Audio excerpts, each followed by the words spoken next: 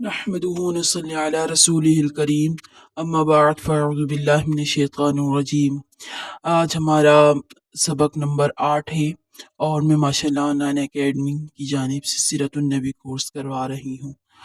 ہم نے پچھلے لیکچر میں پڑھا تھا کہ ہجرت مدینہ اور معراج کے بارے میں، معراج کا پورا واقعہ پڑھا اور ہم نے طائف کا واقعہ بھی پڑھا اور اس کے علاوہ معراج کا واقعہ پورا ہم نے پڑھا، اور اس میں کچھ چیزیں جو رہ گئی تھیں آج ہم ان کو بھی تھوڑا سا دیکھ لیں گے، اور اس کے علاوہ جو ہجرت کے وقت جو ہم نے پڑھا وہ بھی ہم تھوڑا سا اس میں بھی نظر ثانی کریں گے، اور اس کے علاوہ ہم پڑھیں گے کہ حضرت علی رضی اللہ تعالی عنہ کو جب حضور صلی اللہ علیہ وسلم وہاں چھوڑ کر آئے تھے تو وہ مدینے میں پہنچے، اور اس کے علاوہ ہم پڑھیں گے کہ مدینہ طیبہ میں داخل ہونے کے بعد حضور صلی اللہ علیہ وسلم نے جو جہادیں کی اور جو غزوات کیے ان کے بارے میں تھوڑا پڑھیں گے، اور انشاءاللہ تعالی کہ ہم پہلے ہی مدینہ طیبہ میں جاتے کے ساتھ ہی ایک مسجد قائم کی گئی، اس مسجد کا کیا نام ہے اور کیا وہاں پر کس چیز کی بنیاد رکھی گئی، یہ سب پڑھیں گے انشاءاللہ تعالی۔ امید ہے کہ آپ سب خیریت سے ہوں گی، اور درود شریف پڑھ لیجئے۔ اللہم صلی علی محمد وعلی آل محمد کما صلیت علی ابراہیم وعلی آل ابراہیم انک حمید مجید۔ اللہم بارک علی محمد وعلی آل محمد کما بارکت علی ابراہیم وعلی آل ابراہیم انک حمید مجید۔ جب حضور صلی اللہ علیہ وسلم معراج میں گئے تھے اور تمام انبیاء اکرام کو دیکھا تھا، تو اس کے بعد حضور صلی اللہ تعالی علیہ وسلم سدرۃ المنتہا کی طرف تشریف لے چلے۔ راستے میں حوض کوثر پر گزر ہوا، پھر جنت میں داخل ہوئے، وہاں دست قدرت کے وہ عجائب و غرائب دیکھے جو نہ کسی آنکھ نے آج تک دیکھے اور نہ کسی کان نے سنے اور نہ کسی انسان کے وہم گمان کی وہاں تک رسائی ہوئی۔ پھر دوزخ آپ صلی اللہ علیہ وسلم کے سامنے پیش کی گئی جو ہر قسم کے عذاب اور سخت شدید آگ سے بری ہوئی تھی، جس کے سامنے لوہے پتھر جیسی سخت چیزوں کی کوئی حقیقت نہیں تھی۔ اس میں آپ صلی اللہ تعالی علیہ وسلم نے ایک جماعت کو دیکھا کہ مردار جانور کھا رہے ہیں۔ دریافت فرمایا یہ کون ہے؟ جبرائیل علیہ السلام نے عرض کیا یہ وہ ہیں جو لوگوں کے گوشت کھاتے تھے، یعنی ان کی غیبت کرتے تھے۔ پھر دوزخ کا دروازہ بند کر دیا گیا۔ پھر حضرت صلی اللہ تعالی علیہ وسلم آگے بڑھے، جبرائیل امین علیہ السلام وہیں ٹھہر گئے کیونکہ ان کو اس درجے سے آگے بڑھنے کا حکم نہیں تھا، اور اس وقت آپ صلی اللہ تعالی وسلم کو خداوند جل وعلا کی زیارت ہوئی۔ صحیح یہ ہے کہ زیارت فقط قلب سے نہیں بلکہ آنکھوں سے ہوئی، اور حضرت عبداللہ بن عباس اور تمام محققین، صحابہ رضوان اللہ تعالی اجمعین اور ائمہ کی یہی تحقیق ہے۔ حضرت صلی اللہ تعالی علیہ وسلم سجدہ میں گر پڑے اور خداوند عالم سے ہم کلامی کا شرف حاصل ہوا۔ اسی وقت نماز فرض کی گئی اور اس کے بعد حضرت صلی اللہ تعالی وسلم واپس ہوئے، وہاں سے براق پر سوار ہو کر مکہ معظمہ کی طرف تشریف لے چلے۔ راستے میں مختلف مقامات میں قریش کے 3 تجارتی قافلوں پر گزرے، جن میں سے بعض کو آپ صلی اللہ علیہ وسلم نے سلام کیا۔ انہوں نے آپ صلی اللہ علیہ وسلم کی آواز پہچانی اور مکہ واپس ہونے کے بعد اس کی شہادت دی۔ صبح سے پہلے ہی یہ سفر مبارک تمام ہو گیا۔ جب صبح ہوئی اور یہ خبر قریش میں پھیلی تو ان کا ایک عجیب عالم تھا۔ کوئی تالیاں بجاتا تھا اور تعجب سے سر پر ہاتھ رکھے ہوئے تھا، اور کوئی تمسخر سے ہنس رہا تھا۔ پھر سب نے یہ بغرض امتحان آپ صلی اللہ تعالی وسلم سے سوالات شروع کیے اور دریافت کیا کہ اچھا بتلائیے کہ بیت المقدس کی تعمیر اور حیت کیسی ہے اور پہاڑ سے کتنے فاصلے پر ہے؟ آپ صلی اللہ علیہ وسلم نے اس کا پورا نقشہ بتلا دیا۔ اسی طرح وہ مختلف چیزیں دریافت کرتے رہے اور آپ صلی اللہ تعالی وسلم بتاتے رہے، یہاں تک کہ اب انہوں نے ایسے سوالات شروع کر دیے جو باوجود کئی مرتبہ دیکھ لینے کے بعد بھی کوئی شخص نہ بتلا سکے۔ مثلاً یہ کہ مسجد کے کتنے دروازے ہیں، کتنے طاقے، وغیرہ وغیرہ۔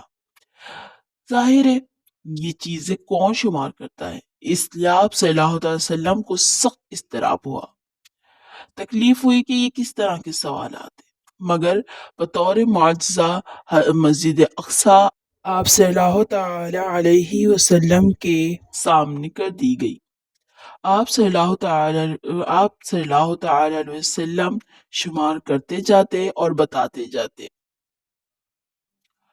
ابو بکر صدیق رضی اللہ تعالی عنہ نے فرمایا، اشہد انک رسول اللہ، اور قریش بھی اب تو سب کے سب چپ ہو گئے اور کہنے لگے حالات اور صفات تو بالکل درست بیان کیے ہیں۔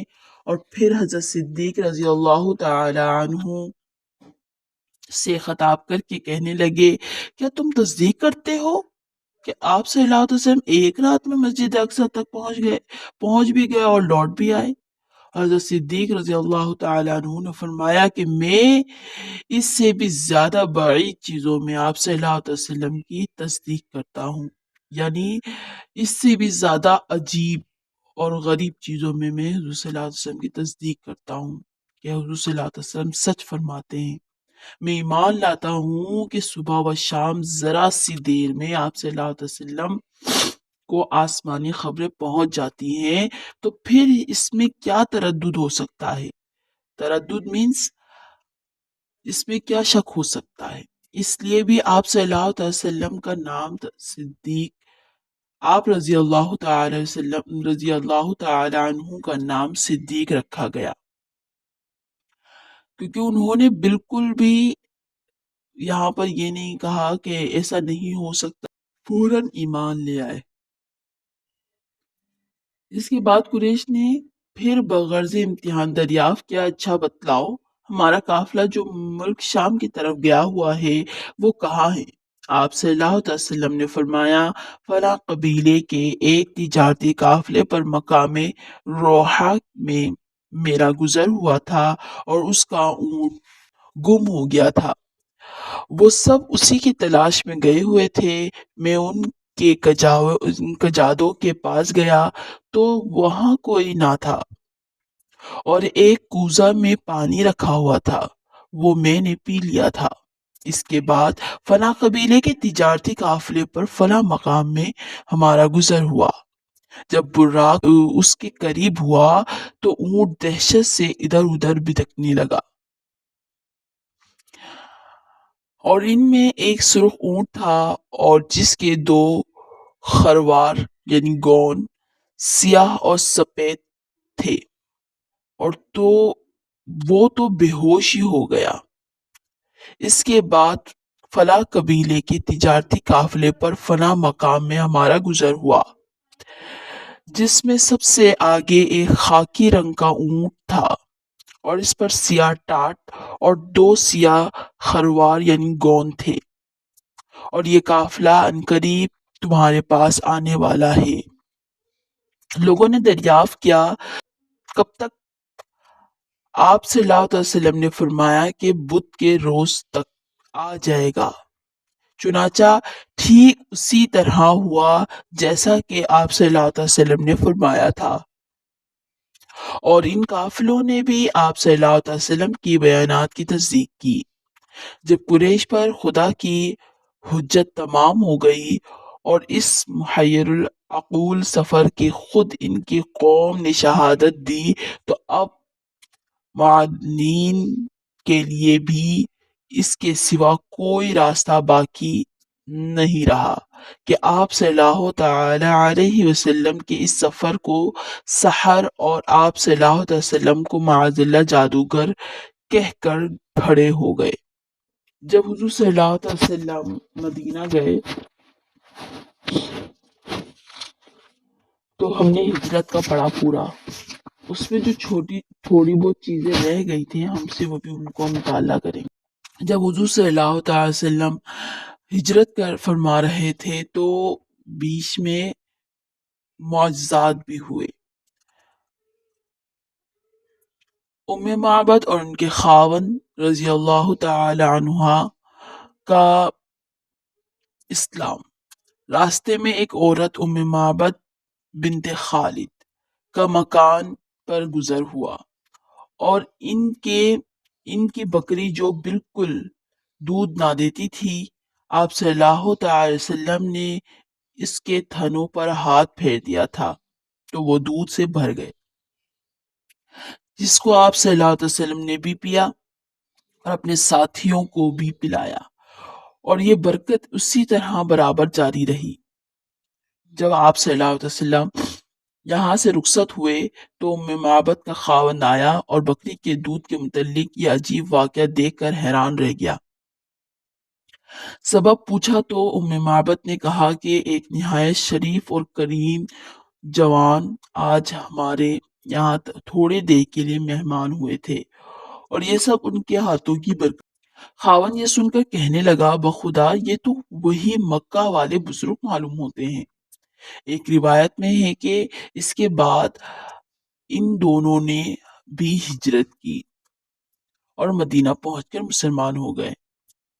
یہاں سے روانہ ہو کر آپ صلی اللہ علیہ وسلم قبا پہنچے۔ یہ مدینے کے قریب ایک مقام تھا اور انصار کو جب آپ صلی اللہ علیہ وسلم کی تشریف لے جانے کی خبر پہنچی تھی، روزانہ استقبال کے لیے بستی سے باہر آتے تھے۔ اس روز بھی حسب دستور انتظار کر کے واپس ہو گئے تھے کہ یکایک آواز سنی گئی کہ جن کا انتظار تھا وہ تشریف لے آئے۔ آپ صلی اللہ علیہ وسلم کو تشریف لاتے ہوئے دیکھ کر آپ سب نے جوش مسرت سے استقبال کیا اور آپ صلی اللہ علیہ وسلم کے رفقا نے یعنی دوستوں نے، ساتھیوں نے 14 روز قبا میں قیام فرمایا۔ قیام قبا کے متعلق اقوال 3 دن، 4 دن، 5 دن اور بعض روایت میں 22 دن۔ اس عرصے میں آپ صلی اللہ علیہ وسلم نے قبا میں ایک مسجد کی بنیاد ڈالی اور یہ سب سے پہلی مسجد ہے جو اسلام میں بنائی گئی۔ حضرت صلی اللہ علیہ وسلم کی امانت داری چونکہ کفار کو بھی مسلم تھی، یعنی کہ وہ بھی تسلیم کرتے تھے، اس چیز کی مانے ہوئے تھے امانت داری میں حضور صلی اللہ علیہ وسلم، اس لیے آپ صلی اللہ علیہ وسلم کے پاس اکثر لوگوں کی امانتیں رہتی تھی۔ بوقت ہجرت آپ حضرت علی رضی اللہ تعالی عنہ کو آپ صلی اللہ علیہ وسلم نے اس لیے پیچھے چھوڑا تھا کہ جو امانتیں لوگوں کی آپ صلی اللہ علیہ وسلم کے پاس تھیں وہ ان کی سپرد کر کے آپ صلی اللہ علیہ وسلم کے پاس وہ بھی مدینہ تشریف لائیں۔ اس دن حضرت صلی اللہ علیہ وسلم کے حکم سے اسلامی تاریخ کی ابتدا حضرت عمر رضی اللہ تعالی عنہ نے کی اور اس کا پہلا مہینہ محرم کو قرار دیا۔ ماہ ربیع اول بروز جمعہ قبا سے رخصت ہو کر مدینہ طیبہ کی طرف روانگی ہوئی۔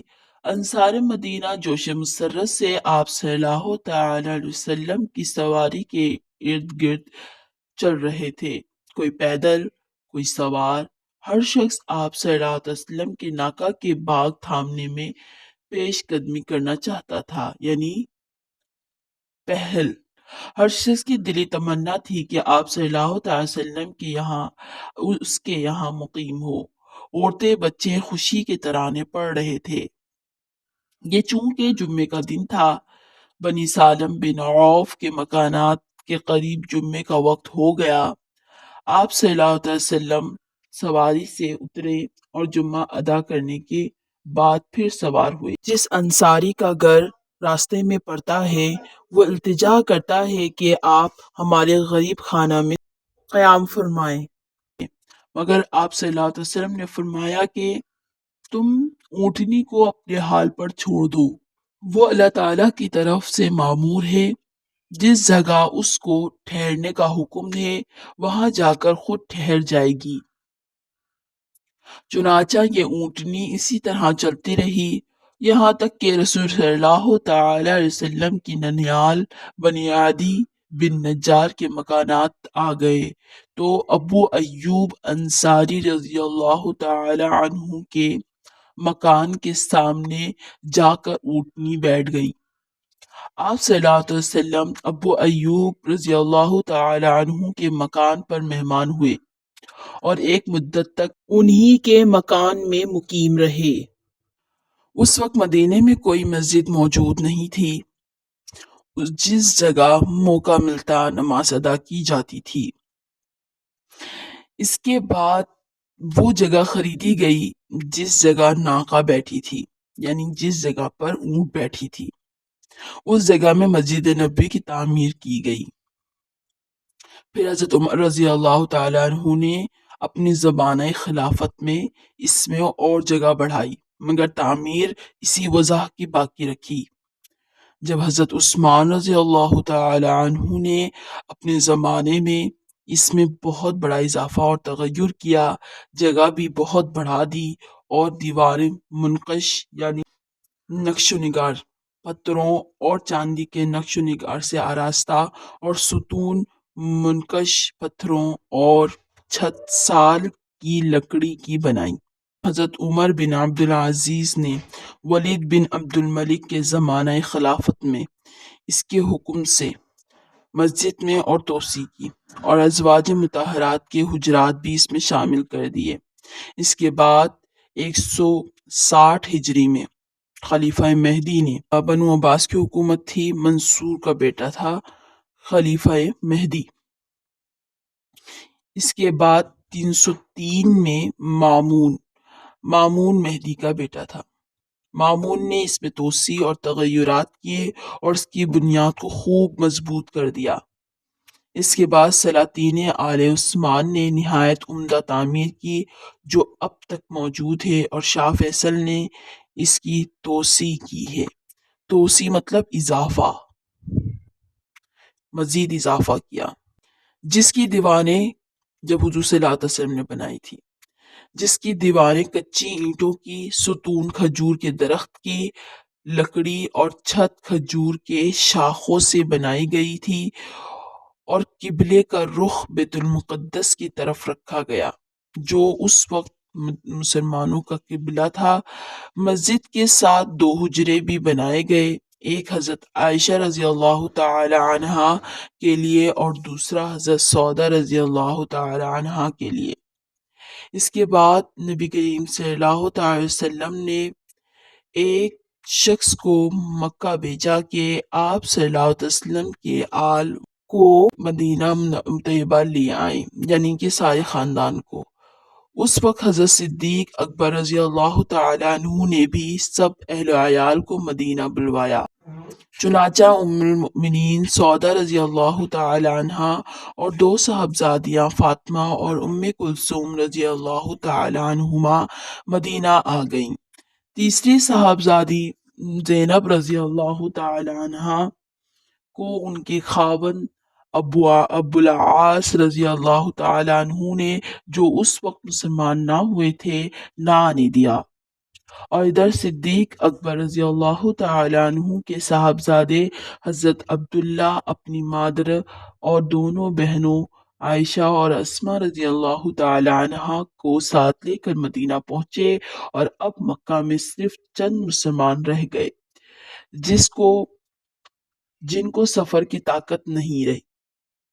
سب سے پہلے جو مشروعات جہاد ہوا 1 ہجری میں اسے سریہ کہا جاتا ہے، ٹھیک ہے۔ ہم نے غزوہ کے بارے میں تو پڑھا ہوا ہے، سریہ کے بارے میں نہیں پڑھا ہوا ہے۔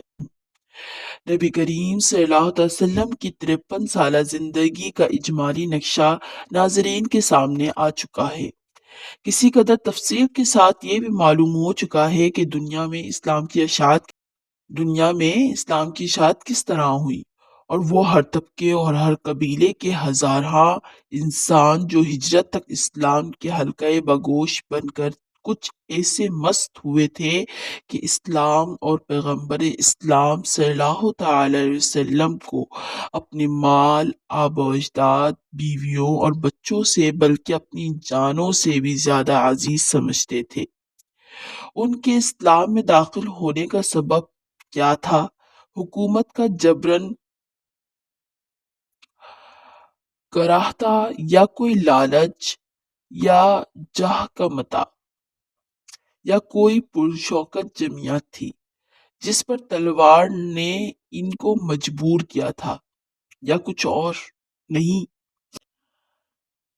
لیکن جب اس نبی امی صلی اللہ تعالی علیہ وسلم، ان پر میرے ماں باپ فدا ہوں، کہ حالات طیبات پر نظر ڈالی جاتی ہے تو بلا وہم اختلاف ان سب کا جواب نفی میں ملتا ہے، اور ظاہر ہے کہ وہ یتیم جس کے والد کا سایہ دنیا میں آنے سے پہلے ہی اس کے سر سے اٹھ چکا ہو، اور جس کو بچپن کے چھٹے سال میں والدہ کی آغوش شفقت سے بھی جواب مل گیا ہو، جس کے گھر میں مہینوں آگ جلنے کی کوئی نوبت نہ آتی ہو، جس کے گھر والوں نے کبھی پیٹ بھر کر روٹی نہ کھائی، جس کے رہے سہے عزیز و اقارب بھی ایک کلمہ حق کے کہنے کی وجہ سے نہ صرف یکسو بلکہ سخت دشمن ہو گئے ہوں، وہ کیا کسی پر حکومت کر سکتا؟ یا مال کی لالچ سے یا تلوار کے زور سے کسی کو اپنا ہم خیال بنا سکتا تھا؟ اس کے علاوہ تاریخ کے دفتر سامنے ہیں جن میں بلا اختلاف موجود ہے کہ آپ صلی اللہ علیہ وسلم کی عمر شریف کے یہ 53 سال اسی طرح گزرے کہ انتہائی بے سر و سامانی اور بے کسی کے بعد، جبکہ اسلام کو ایک ظاہری قوت بھی حاصل ہوئی، اور بڑے بڑے شجاع اور بہادر اور متمول صحابہ رضی اللہ تعالی عنہم داخل اسلام بھی ہو گئے۔ اس وقت بھی اسلام نے کسی کافر پر ہاتھ نہیں اٹھایا، بلکہ ظالموں کے ظلم کا جواب تک نہیں دیا۔ حالانکہ کفار مکہ کی طرف سے نہ صرف آپ صلی اللہ علیہ وسلم کی ذات اقدس بلکہ آپ صلی اللہ علیہ وسلم کے تمام متعلقین، عالم و اتباع پر بھی وہ ظالم ڈھائے گئے کہ بیان و تحریر میں نہیں آ سکتے۔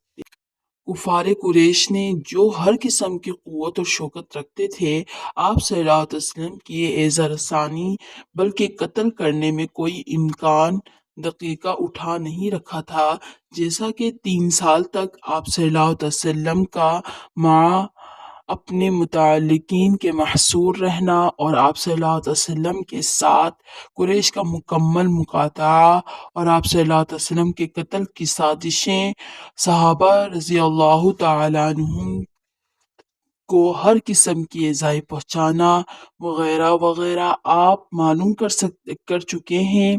یہ سب کچھ تھا، مگر قرآن اپنے پیروں کو صبر اور استقلال کے سوا کسی حربے کے استعمال کی اجازت نہ دیتا تھا۔ وہاں اس وقت جس جہاد کا حکم تھا وہ یہ کہ کفار کو حکمت اور نصیحت کی باتوں سے اپنے رب کی طرف بلاؤ، اور اگر باہمی مکالمے کی نوبت آئے تو حسن تدبیر اور نرم کلام سے ان کا مقابلہ کریں، اور قرآن کی دلائل واضحہ سے ان کے ساتھ پورا جہاد کرو تاکہ وہ حق کو سمجھ لیں۔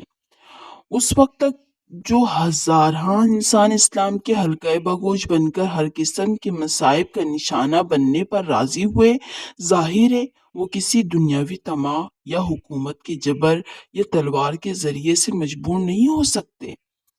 اس کھلی ہوئی ہدایت کو دیکھتے ہوئے بھی کیا وہ لوگ خدا سے نہ شرمائیں گے جو اسلام کی حقانیت پر پردہ ڈالنے کے لیے کہا کرتے ہیں کہ اسلام بزور شمشیر پھیلایا گیا ہے؟ کیا وہ اس کا کوئی جواب دے سکتے ہیں کہ اس تلوار چلانے والوں پر کس نے تلوار چلائی تھی، جو نہ صرف مسلمان بنے بلکہ اسلام کی حمایت پر تلوار اٹھانے اور اپنی جانوں کو خطرے میں ڈالنے پر راضی ہو گئے؟ کیا وہ بتلا سکتے ہیں کہ ابو بکر صدیق، فاروق اعظم، عثمان غنی، علی مرتضیٰ رضی اللہ تعالیٰ عنہ پر کس نے تلوار چلا کر ان کو مسلمان بنایا تھا، اور ابو ذر انیس رضی اللہ تعالیٰ عنہما اور ان کے قبیلے کو کس نے مجبور کیا تھا کہ وہ سب کے سب مسلمان ہو گئے؟ زماد ازدی کو کس نے مجبور کیا، اور طفیل بن عامر دوسی اور ان کے قبیلے پر کس نے تلوار چلائی، اور قبیلہ بنی عبد اشہل کو کس نے دبایا تھا، اور تمام انصار مدینہ پر کس نے زور دیا تھا کہ جنہوں نے فقط اسلام قبول نہیں کیا بلکہ آپ صلی اللہ علیہ وسلم کو اپنے یہاں بلا کر تمام ذمہ داری اپنے سر لے لی اور اپنی جان مال آپ صلی اللہ علیہ وسلم پر قربان کیے؟ بریدہ اسلمی رضی اللہ تعالیٰ عنہ کو کس نے مجبور کیا کہ 70 آدمیوں کی جماعت لے کر مدینہ کے راستے میں آپ صلی اللہ تعالیٰ وسلم کی خدمت میں حاضر ہوئے اور برضا و رغبت مسلمان ہو گئے؟ نجاشی بادشاہ حبشہ پر کون سی تلوار چلی تھی کہ باوجود اپنی سلطنت اور شوکت کے قبل از ہجرت مسلمان ہو گئے؟ ابو ہند اور تمیم اور نعیم وغیرہ پر کس نے زور دیا تھا کہ ملک شام سے سفر کر کے آپ صلی اللہ علیہ وسلم کی خدمت میں پہنچے، آپ صلی اللہ علیہ وسلم کی غلامی اختیار کریں، اور کسی قسم کے سدھا واقعات جن سے کتب تاریخ بری ہوئی ہے، یہ ناقابل انکار مشاہدات ہیں جن کو دیکھ کر ہر انسان یہ یقین رکھے بغیر نہیں رہ سکتا، اور اسلام اپنی اشاعت میں تلوار کا محتاج نہیں، اور نہ فرضیت جہاد کا یہ مقصد ہو سکتا ہے کہ لوگوں کے گلے پر تلوار رکھ کر کہا جائے کہ مسلمان ہو جاؤ، یا ان کو کسی جبروا کراہ سے اسلام میں داخل کیا جائے۔ جہاد کے ساتھ ہی جزیہ کا احکام اور کفار کو اہل ذمہ بنا کر ان کی جان و مال کی حفاظت بالکل مسلمان کی طرح کرنے کے متعلق اسلامی قواعد خود ان کی شہادت ہے کہ اسلام نے کبھی کفار کو اسلام قبول کرنے پر بعد وہ فرضیت جہاد مجبور نہیں کیا۔ اس لیے ایک منصف مزاج انسان کا فرض ہے کہ ٹھنڈے دل سے اس پر غور کرے کہ اسلام میں فرضیت جہاد کس غرض سے اور کس فوائد کے لیے ہوئی، اور اسے اس وقت یقین کرنا پڑے گا کہ جس طرح وہ مذہب کامل نہیں سمجھا جا سکتا جس نے لوگوں کا گلا گھونٹ کر بجبرن کراہ اس کو اپنے سلسلے میں داخل کیا ہو، اسی طرح وہ مذہب مکمل نہیں ہے نا شاعر، وہ مذہب مکمل نہیں جس میں سیاست نہ ہو، وہ سیاست نہیں جس کی ساتھ تلوار نہ ہو، وہ ڈاکٹر اپنے فن کا ماہر نہیں ہو سکتا جو صرف مرہم لگانا جانتا ہو مگر سڑے ہوئے فاسد شدہ اعضاء کا آپریشن کرنا نہیں جانتا۔ کوئی عرب کے ساتھ یا ہو عجم کے ساتھ، کچھ بھی نہیں ہے تیغ نہ ہو جب قلم کے ساتھ۔ سمجھو اور خوب سمجھو کہ جب عالم کے جسم میں شرک کے زہریلے جراثیم پیدا ہو گئے اور وہ ایک مریض جسم کی طرح ہو گیا تو رحمت خداوندی نے اس کے لیے جو مصلح اور مشفق طبیب آپ صلی اللہ علیہ وسلم کو بھیجا، جس نے 53 سال تک متواتر اس کے ہر عضو ہر رگ و ریشے کی اصلاح کی فکر کی، جس سے قابل اصلاح اعضاء درست ہو گئے مگر بعض اعضاء جو بالکل سڑ چکے تھے ان کی اصلاح کی کوئی صورت نہ رہی، بلکہ خطرہ ہو گیا کہ ان کی سمیت تمام بدن میں سرایت کر جائے گی۔ اس لیے حکیمانہ اصول کے موافق عین رحمت و حکمت کا اقتضا یہی تھا کہ آپریشن کر کے ان اعضاء کو کاٹ دیا جائے۔ یہی جہاد کی حقیقت ہے اور یہی تمام جارحانہ اور مدافعانہ غزوات کا مقصد ہے۔ تو آج کل یہ بھی ہے نا ہمارے یہاں پر کہ جب کوئی بندہ چوری کرتا ہے، اسلام کا حکم ہے جب کوئی بندہ چوری کرتا ہے اس کا ہاتھ کاٹ دیا جائے۔ تو بہت سارے لوگ کہتے ہیں کیا مطلب ہے، ایک تو اس نے چوری کی، اس کا ہاتھ کاٹ دیں گے تو پھر وہ کمائے گا کیسے، اور یہ تو کچھ زیادہ ہی ہو جائے گا۔ نہیں نہیں نہیں، اس کے لیے یہ حکمت اور رحمت ہے اللہ کی کہ اس کا ہاتھ کاٹ دیا جائے، تاکہ وہ آئندہ یہ سوچے کہ کاش کہ میرے ہاتھ رہتے تو میں کام کر کے کھا سکتا تھا، نہ کہ میں نے جو چوری کی وہ صحیح کیا۔ صرف یہ 2-3 بندوں کے ہی ہاتھ کٹیں گے مشکل سے اور تمام جگہ سے چوری رک جائے گا، مگر کیا ہمارے یہاں پر یہ اصول ہی نہیں ہے، کیونکہ وہ یہ ڈرتے ہیں کہ اگر ہاتھ کٹے تو سب کے ہی کٹ جائیں گے، کوئی یہ سوچتا ہی نہیں کہ یہ کام ہی رک جائے گا چوری کا۔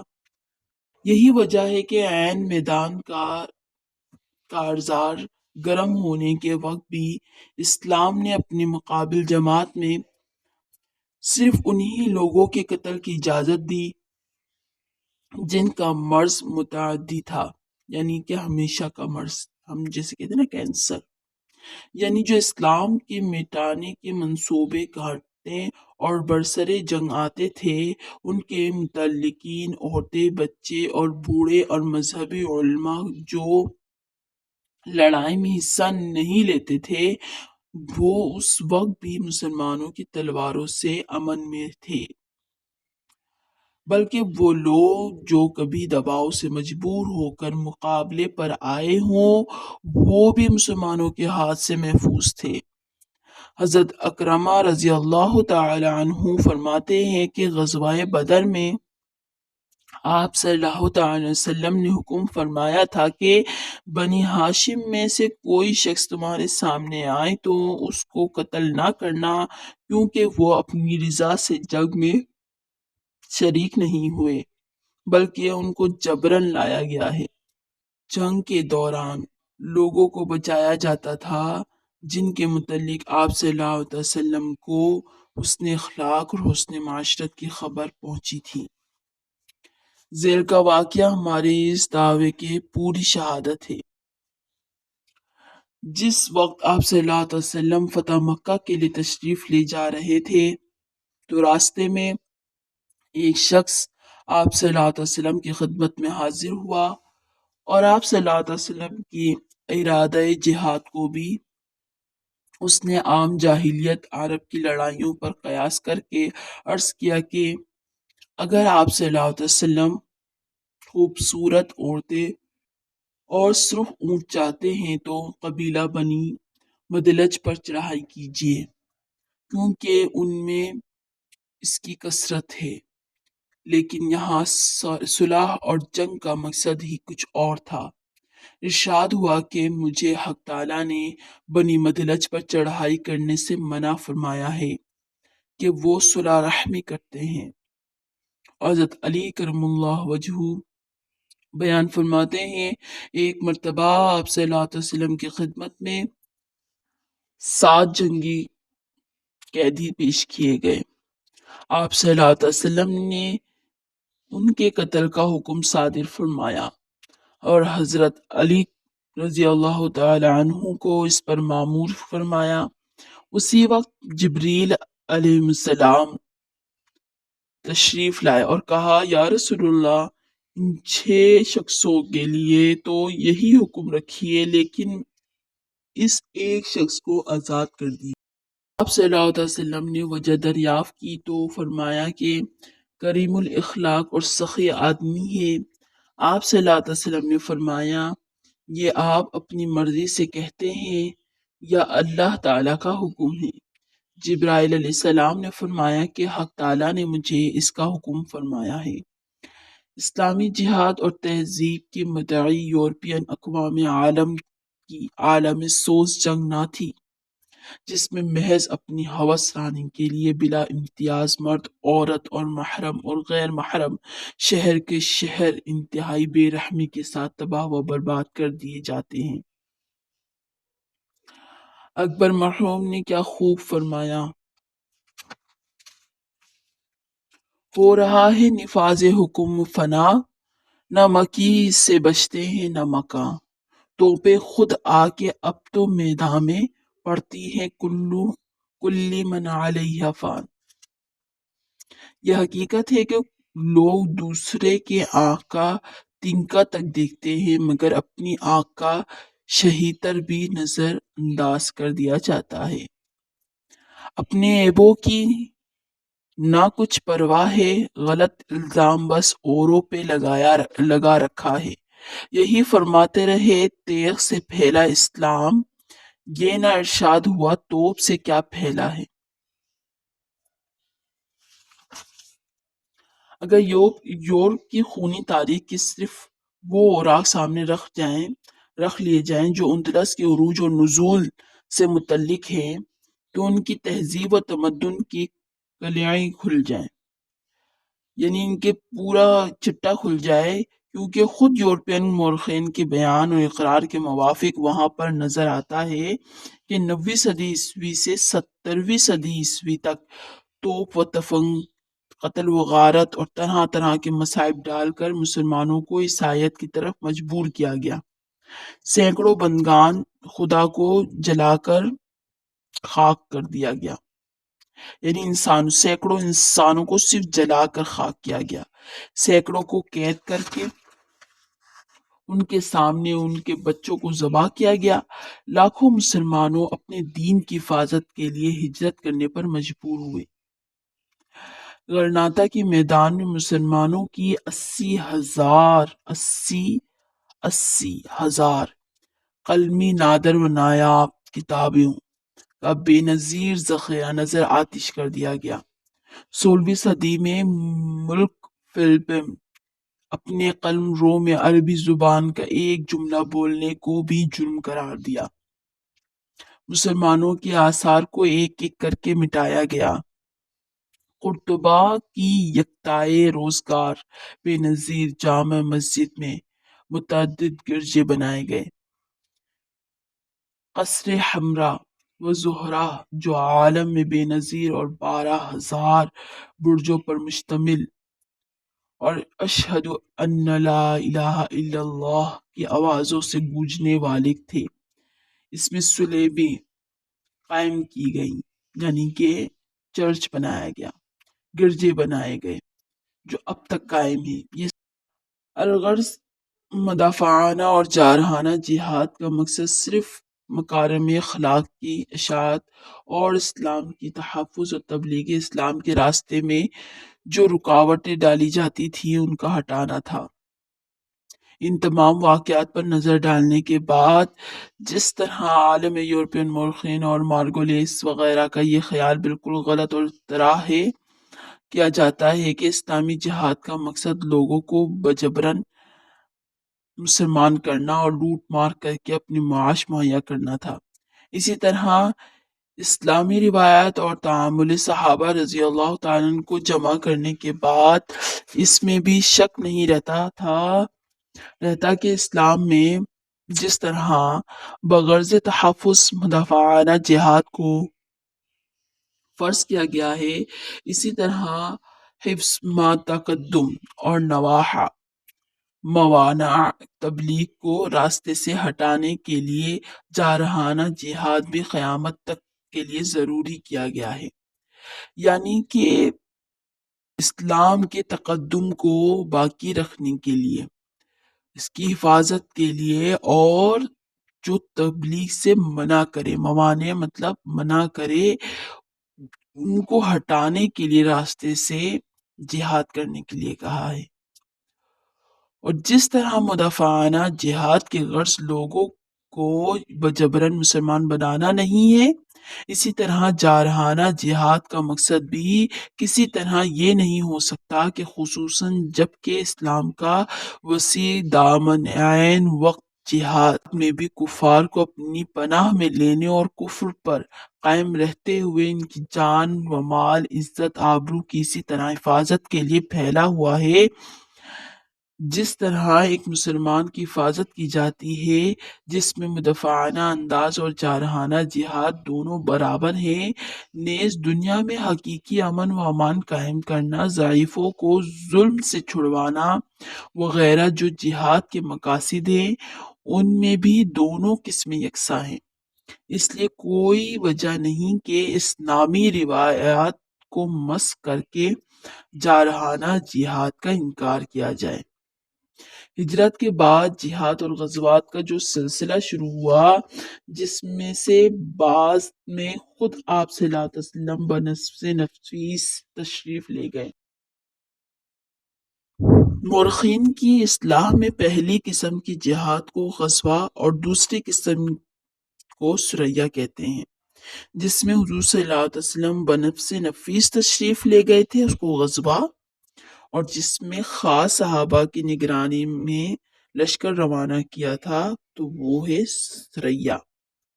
غزوات کی مجموعی تعداد 23 ہے، اور جن میں سے 9 میں جنگ کی نوبت آئی، باقی میں نہیں، اور سرایہ 43 ہیں۔ یہ عجب ہے کہ ان تمام غزوات اور سرایہ میں باوجود مسلمانوں کی بے سر و سامانی اور قلت تعداد کی ہمیشہ فتح اور نصرت انہی کے حصہ ہوتا تھا۔ البتہ صرف غزوہ احد میں اول فتح پانے کے بعد مسلمانوں کو شکست ہوئی، اور وہ بھی اس لیے کہ لشکر کے ایک ٹکڑے نے آپ صلی اللہ علیہ وسلم کے حکم کے خلاف کیا تھا۔ غزوات اور سرایہ۔ 1 ہجری میں آپ صلی اللہ علیہ وسلم نے 2 سریے روانہ فرمائے، سریہ حمزہ رضی اللہ تعالی عنہ اور سریہ عبیدہ رضی اللہ تعالی عنہ۔ 2 ہجری میں 5 غزوات ہوئے۔ غزوہ ابوا، جس کو غزوہ ودان بھی کہا جاتا ہے، اور غزوہ بدر کبریٰ، غزوہ بوات، غزوہ بنی قینقاع، غزوہ سویق، اور 3 سریے روانہ ہوئے۔ سریہ عبداللہ بن جحش رضی اللہ تعالی عنہ، سریہ عمیر رضی اللہ تعالی عنہ، سریہ سالم رضی اللہ تعالی عنہ۔ اس سال کے غزوات میں یعنی 2 ہجری کے غزوات میں سب سے زیادہ اہم غزوہ بدر ہے۔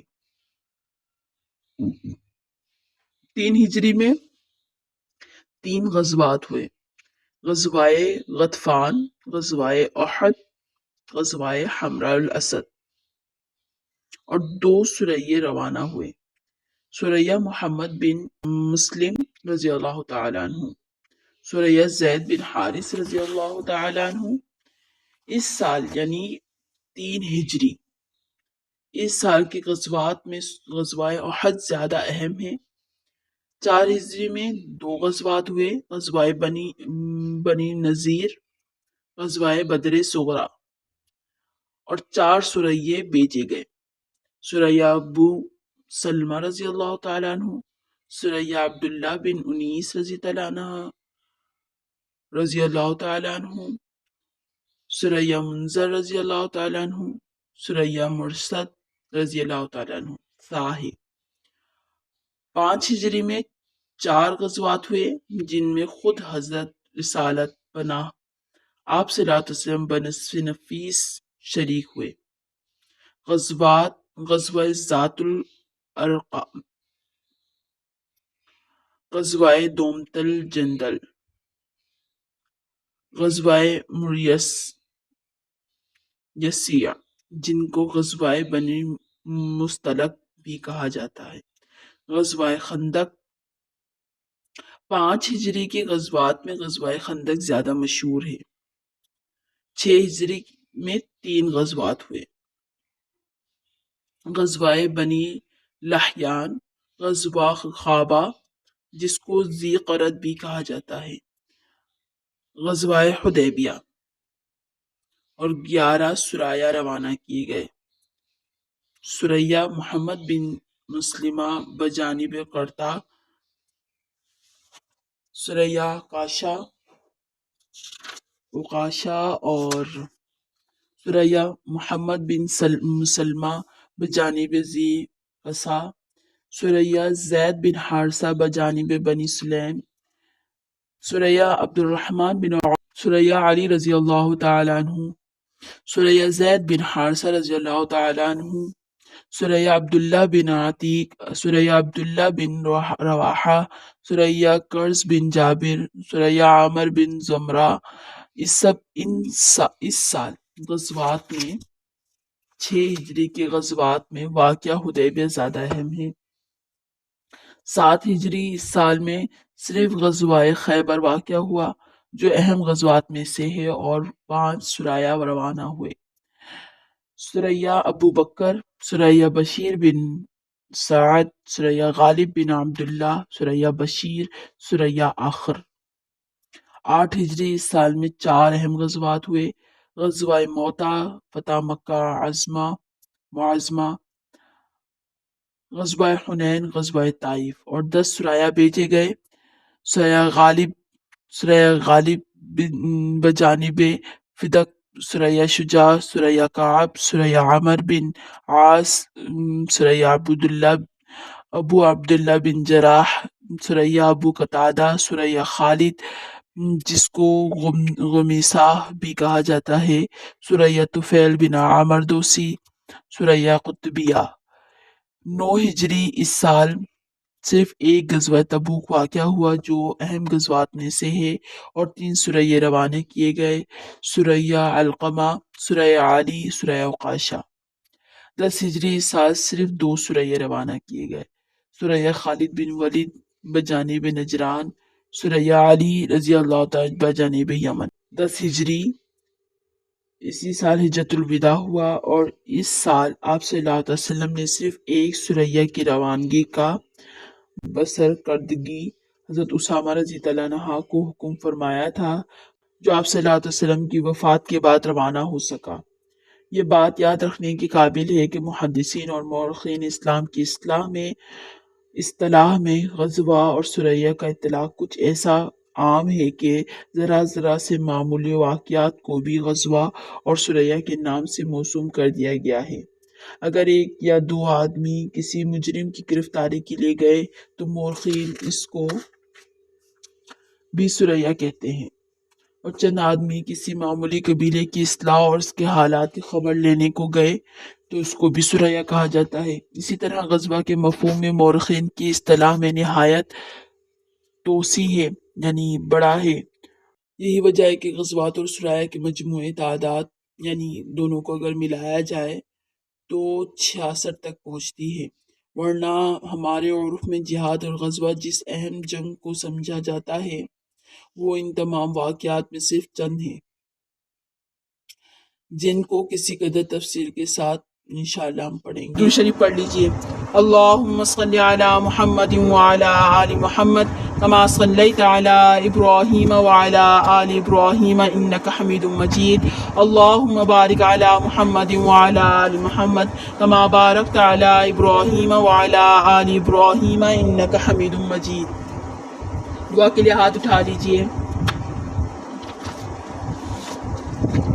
یا اول الاولین ویا آخر الآخرین ویا ذا القوة المتین ویا راحم المساکین ویا ارحم الراحمین۔ اے اللہ جتنی خیر تیرے علم میں ہیں وہ ساری خیریں ہمارے لیے نصیب فرما۔ اے اللہ جتنے شرور تیرے علم میں ہیں ان تمام شرور سے ہماری حفاظت فرما۔ اے اللہ تو ہمیں اپنے علم میں سے علم اور اپنے حلم میں سے حلم نصیب فرما۔ اے اللہ تو ہمیں کلمے والی زندگی اور کلمے والی موت نصیب فرما۔ اے اللہ تو ہمیں مانگنے کی توفیق عطا فرما۔ اے اللہ تو ہمیں اپنے شوق میں اور اپنے خوف سے رونے کی نعمت نصیب فرما۔ اے اللہ ہمیں مانگنا نہیں آتا تو ہمیں بن مانگے عطا فرما۔ اے اللہ تو ہمیں عافیت عطا فرما۔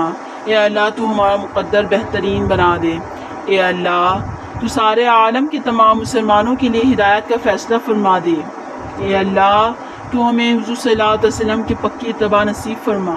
اے اللہ تو ہمیں حضور صلی اللہ علیہ وسلم والا غم فکر کرن نصیب فرما۔ اے اللہ تو ہمیں اپنے محبوب صلی اللہ علیہ وسلم کی ایک ایک سنت کو زندہ کرنے والا بنا، اور جو پڑھا ہے اس پر عمل کرنے والا بنا۔ اے اللہ تو ہمیں جس مقصد کے لیے دنیا میں بھیجا ہے اس مقصد کے لیے پوری امت مسلمہ کو قبول فرما۔ اے اللہ ہمارے کبیرہ صغیرہ گناہوں کو معاف فرما۔ اے اللہ گناہوں کی نحوست کو زائل فرما۔ اے اللہ اپنی ذات عالی کا کامل یقین نصیب فرما۔ اے اللہ ہمیں نماز پنجگانہ باجماعت پڑھنے کی توفیق عطا فرما۔ اے اللہ تو ہمیں اخلاص نصیب فرما۔ اے اللہ ہمیں تقوی نصیب فرما۔ اے اللہ ہمیں کلمے کی حقیقت نصیب فرما۔ تو ہمیں دنیا کی بے رغبتی اور آخرت کے شوق نصیب فرما۔ تو ہمیں تمام نیک اعمال اہتمام کے ساتھ کرنے کی توفیق نصیب فرما۔